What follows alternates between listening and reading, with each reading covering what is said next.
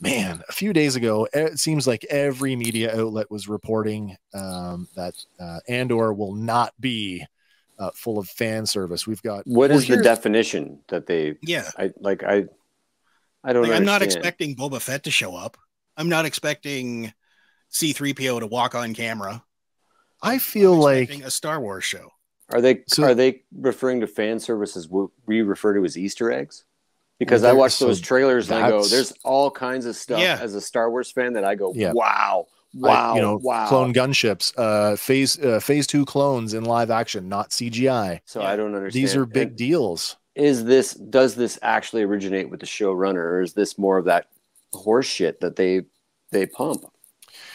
You know, I'm asking the same questions. I've said, you know, where is the line between wink, wink, nudge, nudge versus this thing is here specifically to drive the story, therefore it's not considered fan service? Because in my opinion, it's not just so you can go, oh, I know what they're talking about. You said the line. Right. It is that the themes and the ideas, they are cyclical. And we've said this many, many times. There's a deeper thing happening here. Well, I put some images together. Does that mean that these images are these fan service? I mean, was Leia, you know, this is Tony Gilroy we're talking about, by the way, who was involved, was part of the Rogue One feature film, by the way. I mean, we've got Leia at the end of that movie. Is that fan service? You know, what about Luke Skywalker in The Mandalorian, or you know, Max Rebo in the Book of Boba Fett, and of course the Rancor? Are these just fan service moments? I don't know. Like, you know, are you a fan? Do you want to be serviced? I like, but do you know what I mean? Like, I don't want to watch Star Wars with nothing Star Wars in it. Is that what they're getting at? I think he's just said, I'm making something that, for if you aren't a Star Wars fan, you can still engage with. And they're taking it, twisting it, and running with it, which is what I assume they're doing with this. It feels cohesive. If I was on Tatooine and I didn't see Max Rebo playing at the most popular bar in town, I might not think about it, but it's not out of sorts at all. It's cohesive. It keeps us in the world that we love, that they've created for us. Okay, well, listen, if we're undecided on fan service, there's a blink and you'll miss it moment from the Andor trailer, and I'm going to bring this up for you here now. Is this fan service? Because this is not a legacy character. This is a brand new character. This is Captain Carson Teva. It's our man Paul Lee from Kim's Convenience, who was introduced in The Mandalorian, has a face-to-face moment with Cassian Andor, and he's an Imperial officer.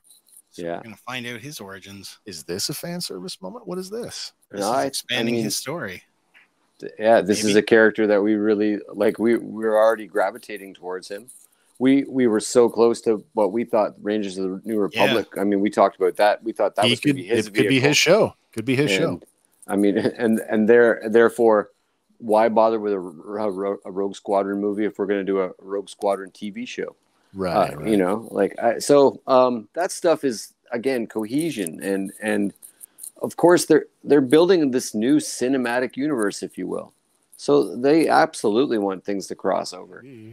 Well, listen, I've got Tony Gilroy's quote here. I'm going to bring this up here so we can all take a look at it. He says, speaking to Variety on the upcoming series, Tony Gilroy, who wrote Rogue One, a Star Wars story, and created the upcoming Andor, said that rather than focus on some of the more well-known characters of the Star Wars world, they wanted Andor to focus more on the lesser-known normal people who might find themselves in that universe.